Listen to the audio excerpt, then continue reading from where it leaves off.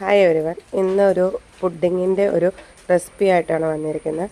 കുറച്ച് ദിവസം എൻ്റെ മോള് പറയണു സ്കൂളിൽ പോകുമ്പോൾ പറഞ്ഞിട്ട് പോകും വൈകുന്നേരം വരുമ്പോൾ പുഡിങ് ഉണ്ടാക്കി വെക്കണമെന്ന്. അപ്പം ഞാൻ അതിനായിട്ട് ബിസ്ക്കറ്റും കൊക്കോ പൗഡറും അതുപോലെ അമൂലിൻ്റെ മിൽക്ക് മെയ്ഡും പഞ്ചസാരയും ഉപയോഗിച്ചിട്ടാണ് ഈ ഒരു പുഡിങ് തയ്യാറാക്കുന്നത്. അതിനായിട്ട് ആദ്യം ഞാൻ ബിസ്ക്കറ്റുകൾ മിക്സിയുടെ ജാറിലിട്ട് നൈസായിട്ട് പൊടിച്ചെടുത്തു. അതിലേക്ക് കൊക്കോ പൗഡറും പഞ്ചസാരയും കൂടി മിക്സ് ചെയ്ത് നമുക്ക് ഏത് കണ്ടെയ്നറിലാണോ ആ കണ്ടെയ്നറിൽ അടിയിൽ നിരത്തുക.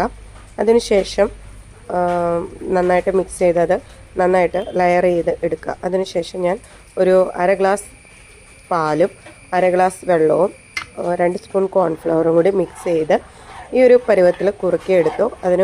അതിനുശേഷം ട്രെയിൽ അല്ലെങ്കിൽ നമ്മൾ വെച്ചിരുന്ന ചോറ്റും പാത്രത്തിലേക്ക് അത് പകർത്തി അതിനുശേഷം വീണ്ടും ഒരു സെക്കൻഡ് ലെയറും കൂടി കോട്ടിങ് കൊടുക്കാനുണ്ട്. ആ സെക്കൻഡ് ലെയറും കൊടുത്തതിന് ശേഷം ഞാൻ ചോക്ലേറ്റ് ഗണേഷാണ് ഉണ്ടാക്കിയത്. കൊക്കോ പൗഡറും 2 സ്പൂൺ പഞ്ചസാരയും 2 സ്പൂൺ പാലും കൂടി ഒഴിച്ച് ഗണേഷ് ഉണ്ടാക്കി ട്രേയുടെ മുകളിൽ ആ ഒരു കണ്ടെയ്നറിൻ്റെ മുകൾ ഭാഗം അറേഞ്ച് ചെയ്തു.